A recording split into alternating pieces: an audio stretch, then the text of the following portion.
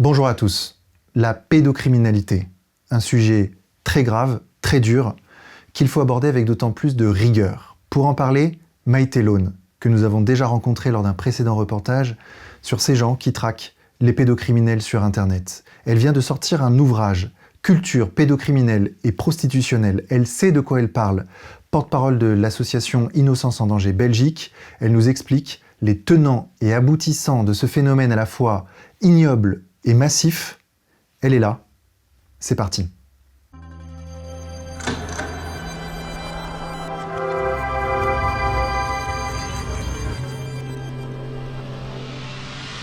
Maïté Lone, bonjour. Bonjour. Merci d'avoir accepté notre invitation. Avec plaisir. On s'était déjà vu pour le documentaire sur ceux qui traquent les pédocriminels. Et cette fois-ci, vous revenez parce que vous avez donc terminé votre livre qui est là, Culture pédocriminelle et prostitutionnelle.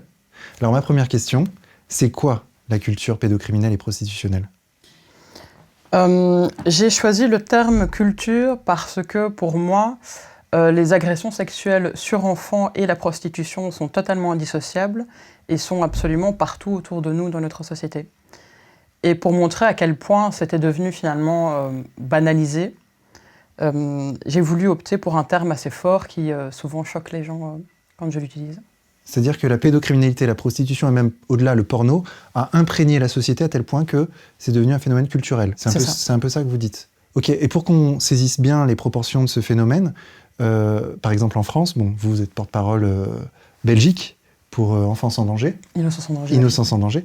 Mais pour qu'on comprenne bien le phénomène, ça touche combien d'enfants à peu près, la pédocriminalité ? En Europe, le manifeste d'Innocence en danger France est sorti au mois de décembre et ça concernerait un enfant sur 5. Un enfant sur 5. Ce qui est énorme. Un enfant sur 5 est touché de manière par directe. une agression sexuelle. Ah oui. Mais c'est un phénomène massif. Exactement, et qui est complètement nié. Et bon, évidemment, à l'heure d'aujourd'hui, certaines choses commencent petit à petit à être dites dans la presse, les victimes commencent de plus en plus à oser prendre la parole, mais c'est très souvent des années après le drame. Carl Zero va sortir un documentaire prochainement qui s'appelle 1 sur 5. 1 sur 5 justement en lien avec ce chiffre que vous donnez. Donc, quand on observe quand même que dans les médias, ça commence à sortir. De plus en plus, des affaires sortent. Mais Carl Zero est en fait extrêmement connu dans le milieu, en tout cas, de militants contre la pédocriminalité. Ça fait plusieurs années qu'il fait des documentaires et qu'il fait des investigations, etc. Mais aujourd'hui, on l'entend enfin dans le grand public. Alors, pourquoi ça a été autant caché, entre guillemets ? Pourquoi ça a été mis sur le côté pendant si longtemps ? Je pense que d'une part, il y a un déni massif. On ne veut pas faire face à la violence extrême de l'humanité parce que ce serait déjà reconnaître qu'elle existe, reconnaître que l'être humain, et donc nous, sommes capables de faire ce genre de choses. Il y a des gens pour qui c'est totalement insupportable de faire face à ça. Et il y a aussi évidemment des personnes qui n'y croient tout simplement pas. Et enfin des personnes qui sont complices, qui sont parfois placées à bonne place, qui font tout pour que les choses ne soient pas dites, ne soient pas étalées, ne soient pas jugées, pour qu'il ne se passe tout simplement rien. Alors vous, Maïté Lone, qu'est-ce qui vous a amené à écrire ce livre ? Déjà, d'une part, il y a forcément mon enfance et ma vie en tant que femme. Et j'ai rencontré... Puis, je suis devenue éducatrice, donc j'ai forcément aussi eu affaire à des enfants placés, à des enfants suivis par le service de protection judiciaire des mineurs délinquants. Et donc, on a souvent tendance à taper finalement sur ces enfants sans comprendre pourquoi est-ce qu'ils commettent certains actes. Et quand j'ai vu que leur suivi était tout à fait inadéquat, que les juges et les procureurs ne savaient plus quoi faire de ces gosses victimes, que la seule chose qu'on pouvait faire, c'était finalement les traiter comme des bourreaux, je me suis dit, mais c'est pas possible, enfin, on va où là ? Ces enfants sont d'abord des victimes, et parce qu'ils ne sont pas entendus, à un moment donné, se mettent à commettre certains actes. Et quand j'ai vu les dysfonctionnements du système, je me suis dit, mais c'est pas possible, comment est-ce qu'on peut en être arrivé à ce point-là ? En fait, les institutions violentent les enfants. Et quand un enfant est placé parce qu'il a subi certaines violences, admettons qu'elles soient sexuelles, il n'est jamais aidé. Donc à partir de ce moment-là, comment est-ce que vous voulez devenir un adulte qui va bien dans notre société, alors que les enfants sont continuellement détruits, que ce soit par le cercle familial maltraitant, que ce soit par les institutions, que ce soit par les médecins qui ne sont pas formés aux détections, que ce soit par leurs professeurs à l'école qui ne voient rien. Il y a un moment où... Enfin voilà, petit à petit, j'ai commencé à m'intéresser donc aux services d'aide à l'enfance. Puis je me suis tournée plus spécifiquement vers certaines associations qui aident les enfants, les mineurs exploités. Puis je me suis tournée vers les choses de plus en plus hors cadre. Puis j'ai rencontré énormément de chasseurs de pédos. J'ai rencontré énormément de femmes prostituées qui m'ont raconté leur vie, qui d'ailleurs était aussi dans ce livre. Et petit à petit, moi, je suis tombée aussi énormément sur des réseaux d'animaux prostitués qui sont tondus, habillés avec des attributs féminins. On leur met du rouge à lèvres, on leur met une perruque.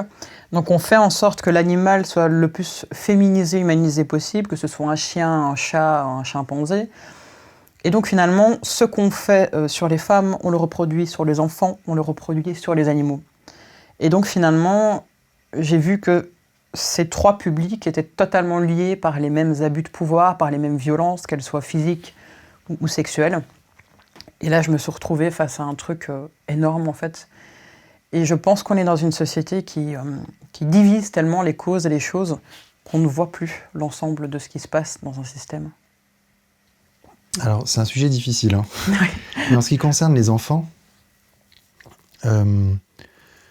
concrètement, quand on est victime de violences sexuelles de la part de quelqu'un de sa famille ou quelqu'un, son prof, etc., quel est le chemin à parcourir pour se faire entendre ? Pour arriver à ce que son bourreau soit devant les tribunaux et condamné, concrètement. En tout cas, de ce que je connais du système belge, mais qui ne doit pas être très très différent du système français, puisque c'est la police et la justice, bon, déjà, il n'y a que 12 enfants sur 100 qui vont parler. Sur ces 12 enfants, on a constaté qu'il y en avait à peine 8 qui étaient protégés. Protégés, c'est-à-dire ? Qui allaient être écartés de leur abuseur. D'accord. Et en fait, à partir du moment où l'enfant est mineur, c'est forcément son parent qui doit faire la démarche avec l'enfant. Alors, si on prend le cas des parents protecteurs, donc si l'enfant dit à sa maman « voilà, papa me fait des choses », la maman, premier réflexe, va aller chez le pédiatre pour essayer de faire constater des lésions, des traces sur son enfant. Alors parfois il y en a, parfois malheureusement il n'y en a pas. Parce qu'il y a des abus qui ne sont absolument pas détectables. S'il y a une trace, le pédiatre peut ou ne pas faire une attestation. La maman va ensuite se rendre au commissariat pour porter plainte à l'aide de l'attestation. Et dans la foulée, va demander le divorce si c'est le papa. À partir de ce moment-là... Donc là, on est dans les 8 enfants sur 100. Oui, ouais. Dans les 12 qui ont 12 parlé... sur 100, là on est dans les 12 sur 100. À partir du moment où c'est incestueux et que ce n'est pas une personne en dehors de la famille. Du coup, l'attestation que la maman a ramenée ne sera pas prise en compte parce que le médecin n'est pas un expert nommé par le parquet. Donc il va falloir attendre 6 mois, 1 an qu'une personne désignée par le parquet vienne examiner l'enfant. À ce moment-là, il n'y a plus de traces. Donc, et comme on entre dans une procédure de divorce, on va retourner la situation en disant à la maman « Parce que vous voulez divorcer et garder la garde complète de votre enfant, vous accusez votre mari. » Et c'est là qu'on peut tomber dans ce fameux syndrome d'aliénation parentale, en disant donc que c'est la maman, pour avoir la garde, qui a tout inventé. Qui a tout inventé, voilà. Alors que c'est l'inverse. Le divorce est demandé à cause des violences subies. Et ça, c'est courant. Vous dites que ça, c'est courant. C'est extrêmement courant et ça fait partie des nombreux dossiers qu'Innocence en danger Belgique traite. Et comme la maman se voit accusée de choses qu'elle n'a absolument pas fait, comme souvent la maman était persuadée de pouvoir croire en ce système, forcément elle tombe des nues et elle commence à souvent avoir une attitude un peu... sur la défensive. Sur la défensive, elle est énervée, elle est accusée à tort. Et ça s'aggrave pour elle. Et donc, on va la traiter d'hystérique. Donc, ça vient donner raison en fait, aux accusations et au syndrome d'aliénation parentale. Donc après ça, ce qui peut se passer, c'est l'enfant peut être retiré pour conflit de loyauté et parce que la mère serait déséquilibrée psychologique, et donc l'enfant peut être retiré du cercle familial le temps de l'enquête, et soit être placé en institution, donc c'est ce qu'on appelle un placement abusif, soit être placé chez le papa, censé être le papa abuseur. Vous connaissez des cas? Il y a énormément de dossiers en Belgique. Alors, je ne parle pas pour Innocence en danger France, parce que l'association a une vingtaine d'années et il traite des centaines de dossiers de toutes sortes, mais en Belgique, on ne traite que ce genre de cas. Ah ouais. Et en fait, les mamans qui finissent par atterrir chez Innocence en danger Belgique sont déjà passées par tous les méandres du système et tous les dysfonctionnements institutionnels avant d'atterrir chez nous. Et donc, c'est pour ça que certaines personnes ont conclu que finalement, c'est pratiquement un permis de violer qu'on offre au papa. Une autre chose aussi, c'est qu'il y a une volonté de ne pas judiciariser ce genre de dossier, pardon. Donc certaines institutions, donc le SAJ, donc le service d'aide à la jeunesse, qui est l'équivalent finalement de l'ASE en France, va faire des thérapies familiales. Donc on va inviter le papa violeur, l'enfant, les frères et sœurs, la maman, à faire une thérapie familiale tous ensemble en disant que c'est pas bien de violer sa gamine et qu'il faut plus recommencer. Et là, le papa va dire « d'accord, je le ferai plus », et ça s'arrête là. Mais non. Si. Mais non. Si. Et Non, mais vu de l'extérieur, ça paraît hallucinant que ça se passe comme ça. Mais ça se passe réellement comme ça. Quels sont les recours de la mère dans ce cas-là, donc? Eh bien, au bout d'un moment, elles finissent par arriver chez Innocence en danger Belgique. Et à ce moment-là, ils essayent de... attention, quand elles arrivent, elles ont déjà un dossier solide, hein, elles n'arrivent pas avec rien. Donc souvent, il y a déjà des audiences qui ont eu lieu, il y a déjà des placements qui ont eu lieu.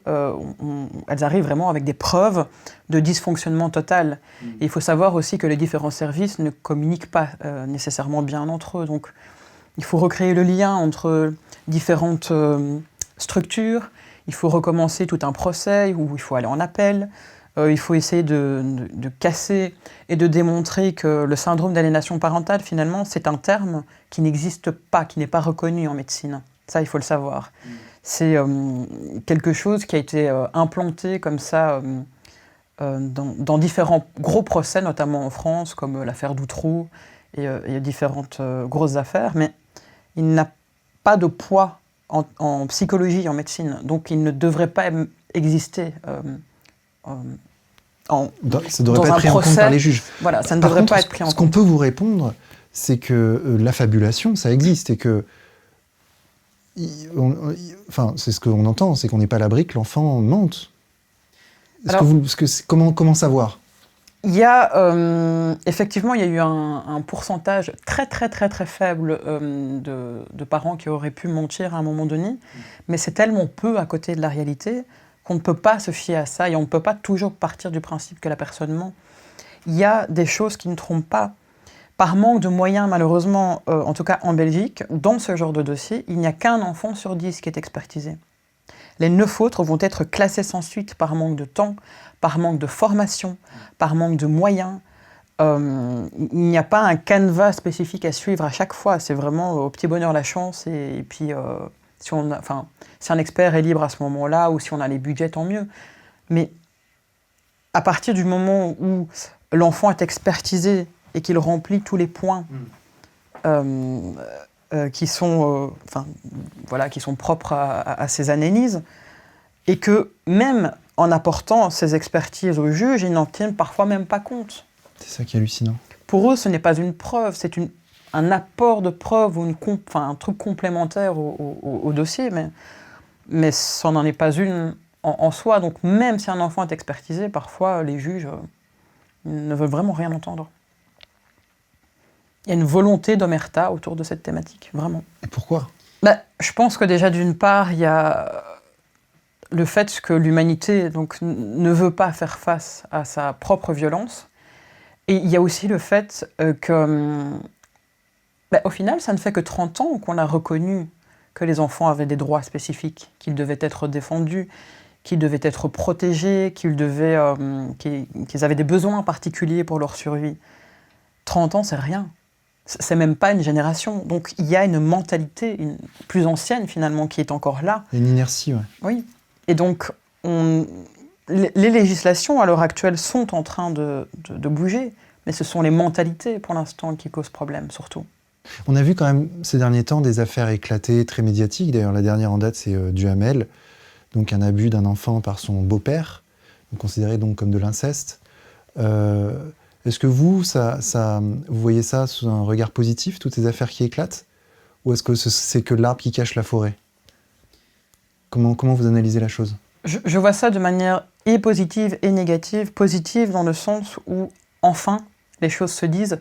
Et ces derniers temps, ça n'arrête pas, en fait. On n'arrête pas de dévoiler des affaires et des affaires et des affaires et des affaires. Maintenant, il y en a tellement d'autres à côté de ça que le public a à chaque fois cette sensation que waouh, c'est une affaire complètement hors norme, particulière, rare. Non, en fait, ce genre d'affaires existe absolument partout. Il y a pour constituer un réseau, il suffit qu'il y ait 3 abuseurs et un enfant. Enfin, je veux dire, ça va très vite faire un réseau. Donc à partir du moment où on parle de réseau pédocriminel, il peut être très petit entre voisins, intrafamilial, ou un truc vraiment énorme, national ou international. Donc il faut vraiment voir aussi ce qu'on visualise en termes de réseau. Ça peut être des prédateurs interconnectés via Internet. Donc la création d'un réseau d'agresseurs d'enfants va très très vite en fait. Et c'est totalement banal, ça existe absolument partout. En fait c'est simple, partout où il y a des enfants, il y a des abuseurs. Enfin des agresseurs, plutôt. La différence c'est... Il y a de plus en plus de victimes qui aimeraient que l'on n'utilise plus ce terme-là parce que abuser, c'est finalement reconnaître qu'on a le droit de le faire un peu, mais il ne faut pas abuser. D'accord. De trop. Et donc il y a de plus en plus effectivement de victimes qui sont mal à l'aise qu'on emploie ce terme parce que c'est une agression et qu'on n'a pas le droit de le faire un peu. Et donc, voilà, c'est une petite nuance. D'accord, c'est une petite précision de vocabulaire. Alors, vous en parliez un peu tout à l'heure, mais Internet, depuis les années 2000, 2010, a quand même changé la donne énormément. Dans quelle mesure? Bien, avant Internet, il y avait déjà des films qui filmaient les agressions sexuelles sur enfants, mais qui étaient distribués un peu sous le manteau dans la rue, où il fallait connaître des adresses et c'était du bouche à oreille. Aujourd'hui, il ne faut même plus se déplacer finalement. Et donc on arrive à un point de non-retour où toutes les associations comme ECPAT International et toutes les grosses structures sont totalement débordées, ils n'y arrivent même plus. Il y a des agressions même sur des nourrissons.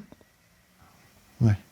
Et les gens se filment, et ils vendent ça aux plus offrants, ou se partagent ça entre prédateurs sexuels, en guise de monnaie d'échange. Ah oui. Et donc, il y a aussi, on voit aussi régulièrement des chiens qui sont dressés pour agresser des enfants sexuellement. Et donc, il y a aussi des personnes extérieures au cercle familial, par exemple, qui vont commander des films en disant voilà, j'ai un enfant de tel âge, de telle origine, garçon ou fille, qui fasse telle et telle chose dans le film et qui est peut-être un chien ou une chèvre, n'importe quoi. Et donc ils commandent un scénar à l'avance qui sera ensuite exécuté par les personnes qui tiennent ces réseaux. Donc c'est... Et comment vous savez que comment vous avez eu connaissance de ces actes?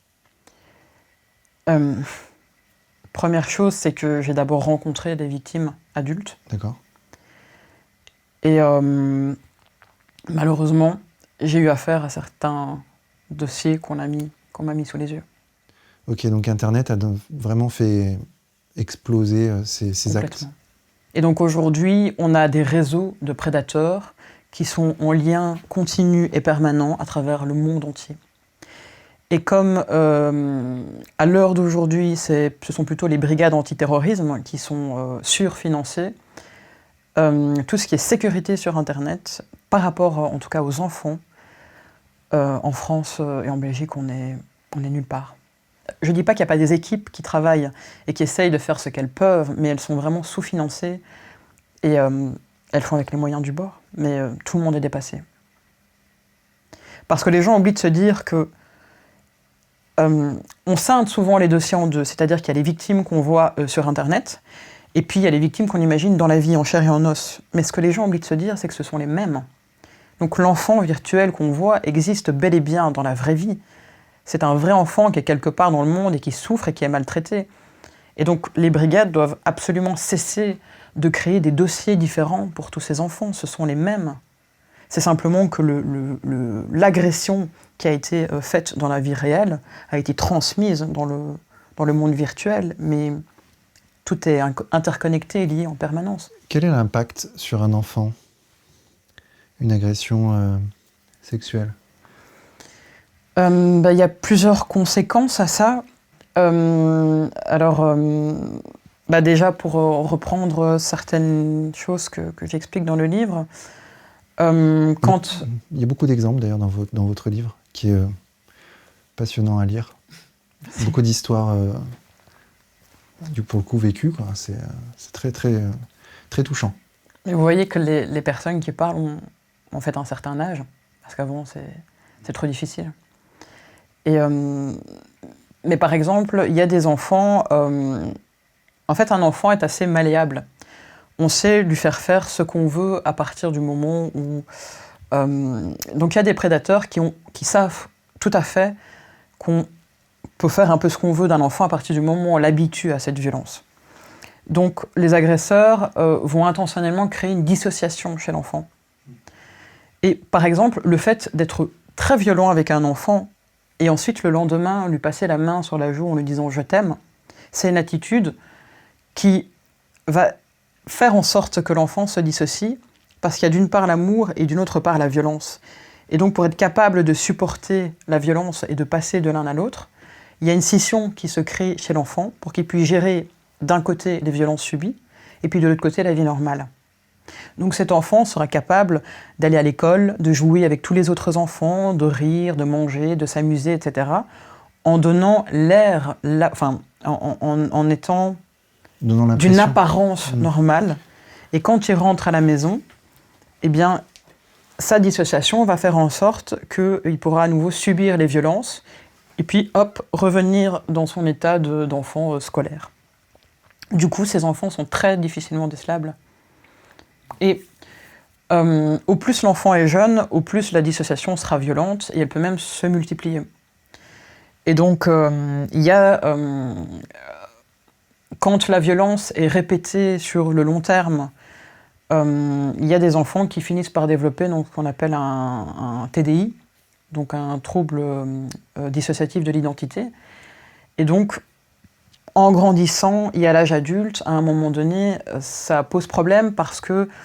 donc attention, il ne faut pas confondre ça avec la schizophrénie, parce que la schizophrénie, c'est une maladie psychiatrique pour laquelle on donne finalement des médicaments pour en amoindrir les symptômes, alors que le TDI, c'est finalement une personnalité qui a été fragmentée. C'est comme, je ne sais pas, prendre une assiette et la casser. Si on recolle tous les morceaux l'un à côté de l'autre, ça fera toujours une assiette, mais qui est totalement morcelée. Donc ce n'est pas avoir plusieurs personnalités, c'est avoir une personnalité qui est fragmentée en petits bouts qui communiquent mal entre eux. Et à l'intérieur de cette dissociation, il peut y avoir un petit bout qui retient un souvenir. Et c'est grâce ou à cause de ce petit bout que le souvenir qui sera retenu, l'enfant peut tomber du coup dans une amnésie traumatique. Et à partir de ce moment-là, il peut ne pas se rappeler en grandissant de l'agression pendant 10-20 ans, et puis un jour à l'âge adulte, ça explose. Mais du coup, tout ce qui a été subi et vécu dans l'enfance va faire l'adulte qu'on sera plus tard. Donc souvent, ça donne des gens très instables dans leur couple, très instables dans leur vie sociale, qui ont du mal à créer des liens ou qui les créent de manière inadéquate.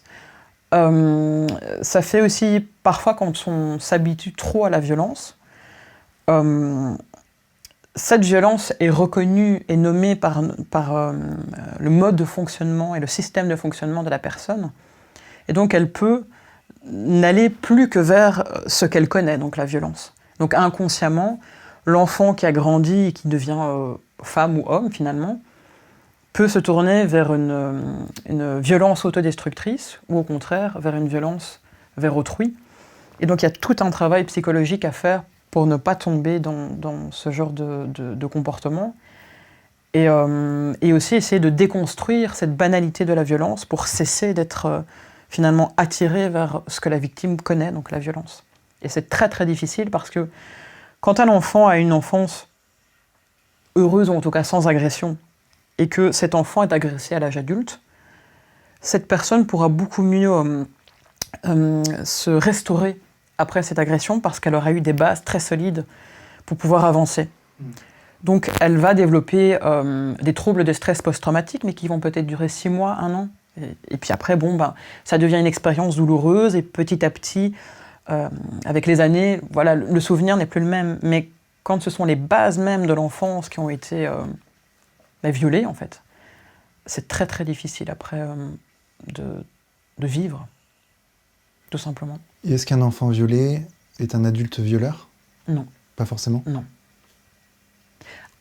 Après, c'est vrai qu'on a remarqué que dans les personnes qui ont elles-mêmes agressé, elles ont souvent un passé d'ancien enfant agresseur. Mais ça ne vient pas excuser, ça vient peut-être expliquer certaines choses qui ont complètement dysfonctionné chez ces individus. Mais un enfant qui a été agressé ou violé ne devient pas nécessairement par après un agresseur, ça c'est faux. Mais aura en tout cas de très très très grosses difficultés pour vivre, pour avoir une vie professionnelle stable, une vie de couple stable, une vie de famille entre guillemets normale, même si j'aime pas ce terme. Et ce qui n'est pas évident aussi, c'est que si cet adulte a aussi justement des troubles dissociatifs, bien, on va le voir en public tout à fait bien, capable de tout gérer, de tout maîtriser. Et donc quand cet adulte s'écroule parce qu'à la maison, il n'y a plus besoin de ce mode de protection stratégique pour survivre à l'extérieur, bien, les gens du coup ne comprennent pas en fait pourquoi est-ce que d'un côté, les victimes ont l'air si fortes et sont capables de parler de leur traumatisme sans jamais s'écrouler, sans même pas pleurer, sans bouger. Et puis à côté de ça, la personne, 6 mois après, va s'écrouler, alors que 6 mois avant, elle était capable d'en parler tout à fait normalement. Et donc les gens pointent souvent une espèce d'incohérence dans l'attitude, de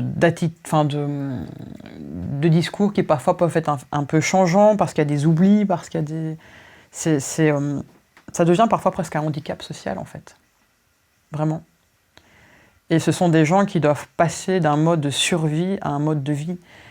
Et la société dans laquelle on vit, la culture du viol dans laquelle on vit, n'aide pas du tout ces personnes à se restaurer.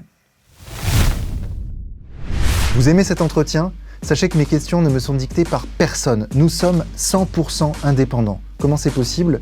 Eh bien tout simplement car nous ne dépendons que de nos contributeurs qui permettent de faire vivre cette information libre. Plus vous serez nombreux, plus nous serons forts et capables de produire plus.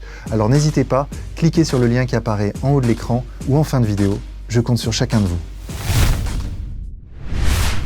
Alors justement, on vit dans une société hyper sexualisée, avec les enfants qui ont accès au porno très tôt, avec d'ailleurs des enfants qui se mettent eux-mêmes de leur propre chef sur des réseaux sociaux, où ils sont sollicités par des adultes, etc. On voit, j'ai vu là dernièrement un nouveau réseau social, OnlyFans, donc qui est un Instagram payant, donc c'est quasiment du porno en financement participatif, puisque les gens payent des jeunes filles de plus en plus jeunes pour se dénuder, etc. Donc c'est vrai que ça fait partie de ce que vous appelez vous aussi la culture du viol et la culture de la pédocriminalité et de la prostitution. Qu'est-ce que vous en pensez, vous, de tous ces réseaux émergents où on voit... En fait, ce sont continuellement les mêmes agressions et les mêmes choses, mais qui sont à chaque fois mis sur une nouvelle manière de faire ou un nouveau réseau. Mais le fond, en fait, reste à chaque fois le même. C'est de l'exploitation, de la débauche, de l'exploitation sexuelle. Le souci, c'est que comme les enfants ont accès de plus en plus jeunes à ce genre de choses, c'est tellement banalisé qu'au final, ils ne comprennent même plus pourquoi est-ce que ça pourrait poser problème. Il y a une sexualisation de l'extrême jeunesse. Et on se retrouve, en fait, et ça, je trouve ça assez ironique, finalement, parce que on retrouve sur des très jeunes filles des attributs de femmes. Donc des strings de plus en plus jeunes, du maquillage à outrance, des postures lascives et ultra sexuelles. Et en même temps, sur la femme, on retrouve les attributs de très jeunes enfants. Donc des grosses lèvres, des joues bien remplies, une épilation totale, enfin voilà. Et donc il y a une espèce de confusion qui se fait entre la femme censée être sexuelle et l'enfant être sexué. Et finalement, je pense que même les gens ne savent plus, n'arrivent plus à distinguer. C'est complètement pervers et glauque. Enfin, Et en même temps, parallèlement à ça, on vit une sorte de schizophrénie, puisqu'il y a une hypersexualisation de la société, et en même temps une sorte de pudibonderie à l'américaine, où on va élargir les trottoirs, on va condamner la drague de rue, on va, limite, quand on frôle une femme, on est à la limite du procès. J'ai vu qu'il y a des applications qui sont sorties où ce sont des applications de consentement sexuel, où on va, avant un acte sexuel, se mettre d'accord sur les choses qu'on va faire pour être certain qu'on va signer, donc pour être certain que c'est pas du viol, etc. Donc on a les deux mouvements simultanés. À la fois l'hypersexualisation, à la fois la pudibonderie, quoi. Donc c'est assez... Mais je pense qu'en fait, notre société va tellement loin dans un extrême qu'il y a une minorité qui grossit de plus en plus, qui essaye de freiner cet extrême, mais pour le faire, partent dans l'autre extrême. Et il y a chez les féministes une division totale et complète par rapport à cette thématique. C'est qu'il y a les féministes qui disent que la libération de la femme doit se faire par son corps. Donc à travers la liberté d'entreprendre, à travers la liberté sexuelle, et donc à travers le corps de la femme, qui serait cette espèce de clé voilà, le corps a été caché pendant trop longtemps, le corps, on a continuellement remodelé le corps de la femme tout le temps, mais à chaque fois c'était des choses faites par les hommes. Donc aujourd'hui, elles veulent finalement prendre les rênes et dire « Ok, si aujourd'hui je me mets nue, c'est parce que je l'ai choisi et pas parce qu'un homme me l'a demandé. » Et sur l'autre rive, on a des femmes qui disent que l'émancipation de la femme doit se faire par son intellect, par sa personnalité. Et donc forcément, on couvre le corps. C'est l'extrême opposé. Et le souci, c'est que donc, celles qui sont plutôt de ce côté-là estiment que les féministes qui se disent donc libres et qui peuvent... Type fémène, en fait. Les fémènes, on les voit souvent seins nus, etc. C'est un peu leur... Mais en fait, ce qu'elles ont voulu faire, c'est... comme on est dans une société où on utilise le corps de la femme à outrance dans les publicités, elles se sont dit, bah, ok, finalement, s'il faut faire ça pour être écoutée, eh bien, on va le faire. Et donc, elles jouent avec les stéréotypes qui sont déjà mis en place pour être entendus, alors que sur la rive opposée, on va dire, mais finalement, vous faites exactement ce que les hommes veulent, ou les agresseurs, ou les prostitueurs veulent faire, vous leur montrez vos seins. Et elles vont dire, oui, mais c'est une manière d'attirer l'attention et de décider. Et encore une fois, de l'autre côté, on va dire, oui, mais non, parce que, voilà, vous continuez le jeu du patriarcat, et vous donnez ce qu'on veut, et tout ce qu'on veut, c'est la femme nue, etc. Et donc, il faut arrêter ce système. Arrêter de se positionner par rapport à l'homme, en fait. Voilà. Que ce soit... Oui, effectivement. Et donc, c'est une énorme scission qu'il y a à l'intérieur même du féminisme. Oui. Et c'est excessivement violent parce que, de ce côté-là, il y a forcément les personnes qui se revendiquent travailleurs et travailleuses du sexe. Du coup, elles se battent évidemment pour leurs droits. Il y a les proxénètes. Il y a les femmes qui ont été brimées et qui se libèrent par la même chose. Donc aujourd'hui, je choisis de m'infliger la violence que l'on m'a infligée autrefois, mais aujourd'hui, je prends les rênes. Et puis, alors que de l'autre côté, on a plutôt les anciennes prostituées, les victimes, ou les anciennes victimes. Et donc, c'est une guerre terrible, presque de clan, à l'intérieur même du féminisme qui se fait depuis quelques années, là, et c'est très... D'ailleurs, vous, votre position par rapport à la prostitution, quelle est la bonne solution ? Interdire la prostitution ? Alors, créer des maisons closes ? Réguler ? Ce qui est très difficile, c'est que, comme l'exploitation sexuelle est une violence spécifique à l'encontre des femmes et des enfants, et j'aurais envie de dire, et des animaux, c'est très difficile de venir poser un cadre, poser une législation autour de quelque chose qui est reconnu comme étant une violence. Par exemple, on ne peut pas créer de syndicat pour les prostituées puisque l'exploitation sexuelle ne remplit pas les conditions de dignité humaine qui sont demandées par l'Europe. Donc il y a plein de choses qui font que ce ne serait pas possible, ou alors il faudrait changer toutes les législations. Alors, il y a ça d'un côté, et il y a aussi le fait que même quand on régularise, quand on voit ce qui se passe en Allemagne et aux Pays-Bas, c'est l'enfer. Toutes les femmes, finalement, qui font ça de manière légale, cachent les réseaux.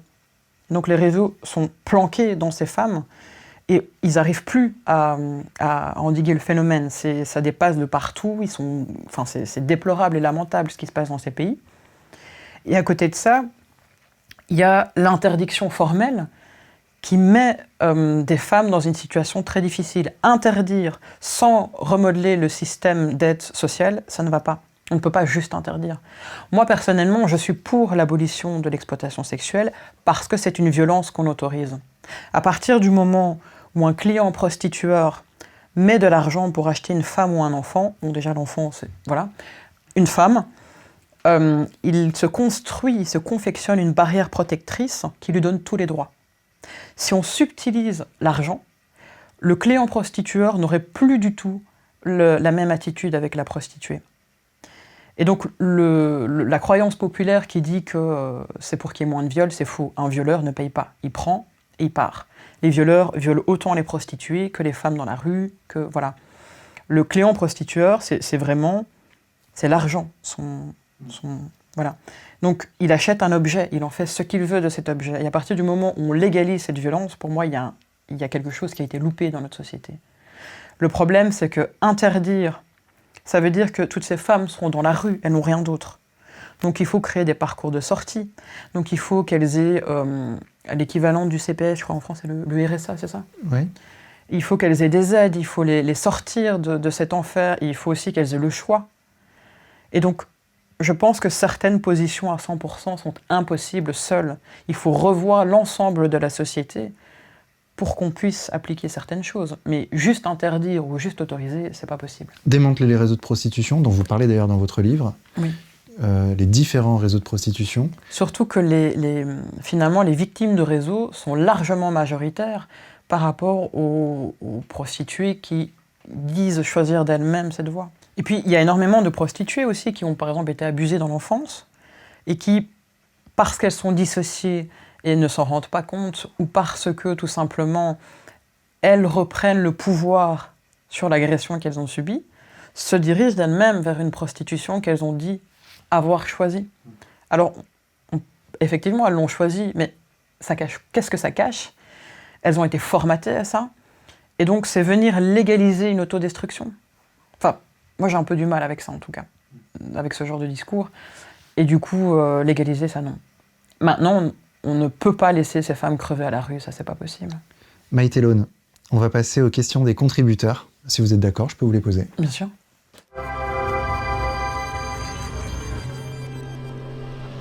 Maïté, une question de John Croc. On voit sans arrêt passer une tonne d'informations délirantes dès qu'on s'intéresse au sujet de la pédocriminalité. Par exemple, sur les prétendus millions d'enfants retenus dans des tunnels à travers le monde.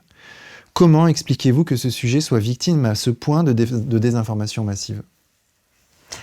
Je ne peux rien dire sur ce cas-là, mais ça ne veut pas dire qu'il y en a d'autres qui sont tout aussi effroyables et sordides. Il existe, que ce soit dans l'Église, que ce soit dans des sectes, que ce soit dans des institutions de l'aide à la jeunesse, que ce soit partout où il y a des rassemblements d'enfants, il y a d'office des agresseurs. Gabriel Matzneff disait dans son livre « Les moins de 16 ans », qu'évidemment j'ai lu, que pour un prédateur sexuel d'enfants, les camps de vacances, les scouts, les écoles, les foyers d'aide à l'enfance étaient des viviers et des endroits absolument parfaits pour les prédateurs. Ils le disent eux-mêmes, là où il y a des enfants, il faut se faire engager. Donc, je pense qu'à un moment donné, la réalité est tellement énorme qu'on en vient à se poser finalement si elle est réelle ou pas. Alors, je n'ai rien à dire sur cette affaire-là, mais ce genre de choses existe, oui. Une question de Jérém34. Y a-t-il, selon vous, une forme d'impunité pour la pédophilie d'élite ? Bien sûr. Au plus on a d'argent, au plus on a les moyens pour calfeutrer les choses. pour payer certains avocats, bien sûr. Pour se protéger, ouais. Bien sûr. Que ce soit un magistrat, que ce soit n'importe qui, finalement, qui a les moyens de pouvoir s'offrir un enfant et de pouvoir agresser sexuellement un enfant quand l'enfant est dans un réseau. Ce n'est pas monsieur et madame tout le monde ou quelqu'un qui bénéficie du RSA qui pourra nécessairement payer ce genre de choses immondes. D'office, il faut avoir les moyens, il faut avoir les connaissances du circuit, il y a plein de choses autour de ça. Donc l'impunité, clairement, elle est là. Par déni, par envie de ne pas y faire face, par... Il y a des gens aussi qui ont des amnésies traumatiques, qui évitent le sujet sans vraiment savoir pourquoi, finalement. Et 20 ans plus tard, se rendent compte qu'en fait, elles aussi ont été victimes et ont passé leur vie à fuir ce sujet pour ne pas l'affronter. Parce que le reconnaître pour son voisin, c'est devoir y faire face pour soi. Et puis à côté de ça, il y a bien sûr les personnes qui sont... il y a ce que j'appelle les complices inconscients, donc ceux qui disent « mais non, c'est pas possible ». Et puis il y a les complices directs qui savent très bien ce qui se passe et qui se taisent ou qui y participent. Mais oui, l'impunité, elle est complètement là. Et il y a des théories qui vont assez loin par rapport à l'implication de certaines personnalités que je ne citerai pas, mais oui, clairement... En fait, c'est simple, la pédocriminalité n'a pas de religion, n'a pas de frontières, n'a pas de classe sociale, n'a pas de parti politique. Donc voilà, c'est un enfant, un prédateur. Donc par la force des choses, elle touche aussi les élites qui ont les moyens de se protéger. On l'a vu d'ailleurs avec DSK, qui a eu le meilleur avocat de New York et qui a pu... Quand on a les moyens financiers, tout est possible. Et le pouvoir dans nos sociétés est mesuré par l'argent. Donc à partir du moment où on détient ces deux choses, tout est possible. Luciole, comment est pris en charge un enfant abusé? On en a parlé tout à l'heure un peu. Et comment améliorer cette prise en charge? Qu'est-ce qu'il faudrait faire de plus selon vous? Je vais parler de manière assez large puisque je maîtrise surtout la Belgique. Mais déjà, aucun service ne communique donc les uns avec les autres. Donc à un moment donné, créer une manière de faire qui soit commune à tous. Donc il y a une espèce de formalité, de manière de faire, qu'il y ait des formations aussi pour tous les acteurs de terrain, qui aient un lien en fait, avec l'enfance, pour pouvoir détecter au plus vite. Parce que là, les niveaux de formation ne sont pas... Il n'y a rien. En fait, que l'on soit pédiatre, que l'on soit psychologue, que l'on soit psychiatre, que l'on soit institutrice, gardienne maternelle, aucune d'entre elles n'a de formation par rapport à la détection des sévices, par rapport à la victimologie, psychotraumatologie. Personne. Ah oui. Ce n'est pas... J'ai à la base un diplôme en éducation spécialisée, je n'ai jamais vu ça à l'école. Ah oui. Assistante sociale non plus, médecin non plus, personne. Il faut vraiment faire le choix de se diriger vers, par exemple, Muriel Salmona fait ce genre de formation.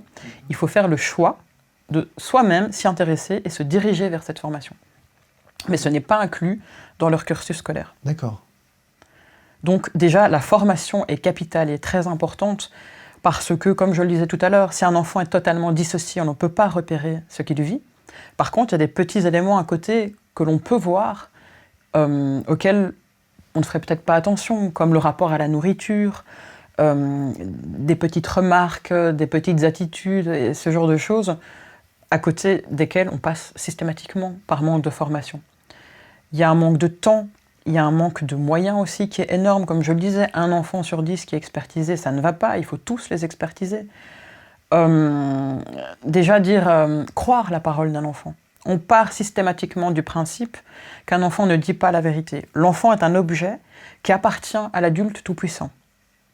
Donc à partir de ce moment-là, tous les enfants sont soumis aux adultes. Donc quand un enfant dit quelque chose, l'adulte dira directement « mais non, tu racontes n'importe quoi, t'as vu un film » ou ouais. « non, c'est pas possible, tu mens ». Non, la parole d'un enfant est capitale et croire sa parole est capitale. Et c'est de là que tout démarre.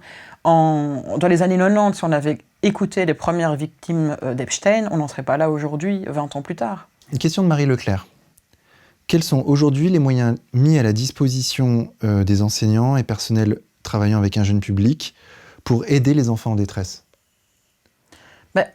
En tout cas, en Belgique, comme je l'expliquais, il n'y a aucune formation. Ça doit vraiment venir de la personne elle-même. qui s'intéresse en fait à ce sujet et qui donc va un petit peu fouiller, lire des livres, chercher certaines formations. Et comme j'expliquais tout à l'heure, il y a l'association de Muriel Salmona, qui est une dame très connue, psychiatre, qui est très connue dans le milieu.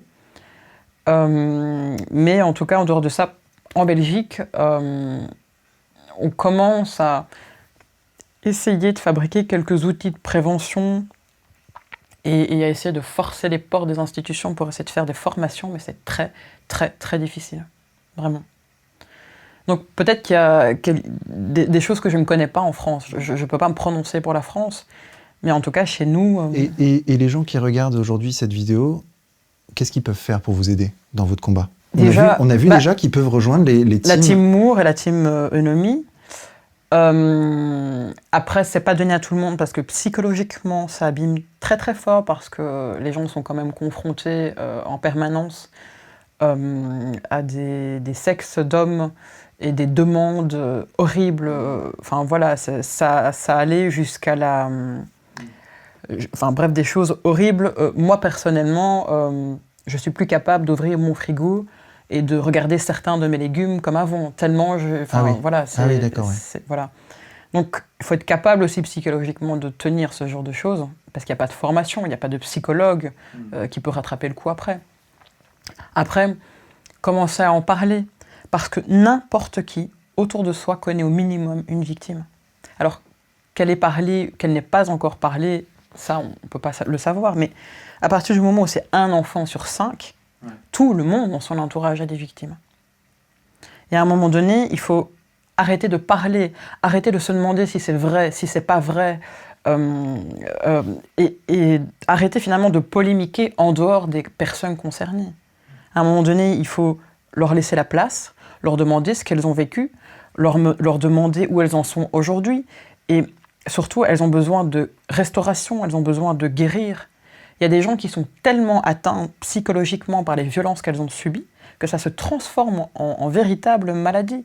L'espérance de vie, parfois, diminue quand on a subi ce genre de violence pendant longtemps. Ça a des impacts dont les gens ne veulent même pas se rendre compte. La violence détruit l'humanité. Et donc en parler autour de soi? Oui, bien sûr. Alors, il y a le livre de Muriel Salmona qui est...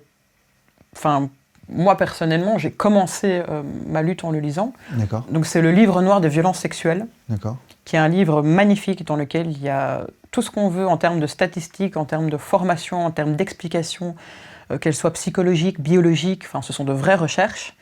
Et n'importe qui s'intéresse à la question, pour débuter en tout cas, peut se tourner vers ça. Après, il y a des ouvrages un peu plus poussés, comme Le Soi hanté de Onno van der Hart, où là, on va beaucoup plus loin dans la dissociation structurelle du cerveau, où ce sont des termes beaucoup plus médicaux, beaucoup plus poussés. Mais voilà, il y a lire, il y a s'informer, savoir faire la différence aussi entre certaines informations, arrêter de tout le temps croire que les victimes mentent. Ouais. Il y a de plus en plus d'associations qui se créent pour la défense des violences des femmes, des enfants, etc., qui refusent de communiquer entre elles et de travailler entre elles. Chacune a son petit égo personnel dans son coin. Donc on crée des milliers d'associations qui finalement n'arrivent pas à avancer parce qu'elles refusent de se regarder les unes les autres. Donc à un moment donné, quand on veut arriver au bout de quelque chose, et surtout d'une violence systémique, on se donne la main et on avance ensemble. Même s'il y a des nuances dans les pratiques, même si on n'est pas toujours d'accord les uns avec les autres, à un moment donné, il faut avancer et se donner la main et qu'il y ait un effet de masse et un effet de groupe qui fasse bouger les choses, sinon c'est pas possible. Et essayer aussi d'éduquer ses enfants, essayer de poser des questions à ses enfants, de s'intéresser à ce qu'ils font. Si son enfant passe, je sais pas moi, des heures et voire tout le week-end enfermé dans sa chambre sur les réseaux sociaux, se poser les bonnes questions, éduquer son enfant aux pratiques des réseaux sociaux, montrer l'exemple aussi, parce qu'en tant que parent, c'est bien beau de dire à son enfant ne passe pas 10 heures à faire telle ou telle chose. Mais si en tant que parent, on est continuellement sur son téléphone, finalement l'enfant ne fait que reproduire. Et donc, parfois, c'est la faute des parents, parfois, c'est tout simplement la faute de la société. Quand un enfant... Les enfants, en fait, sont des éponges émotionnelles. Ils ne font qu'imiter tout le temps ce qu'il y a autour d'eux.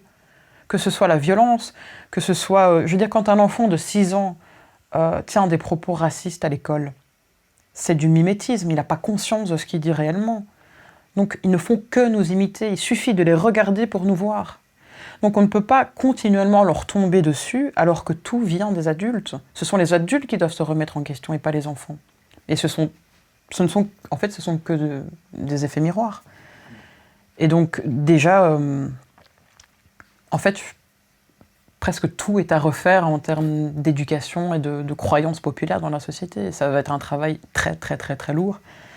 Et la pédocriminalité a encore de très belles années devant elle. Maïté, merci beaucoup. De rien. Donc je rappelle, Culture pédocriminelle et prostitutionnelle aux éditions Academia, qu'on peut trouver sur Internet. Il est disponible en France et en Belgique. Merci beaucoup et à très vite. À bientôt.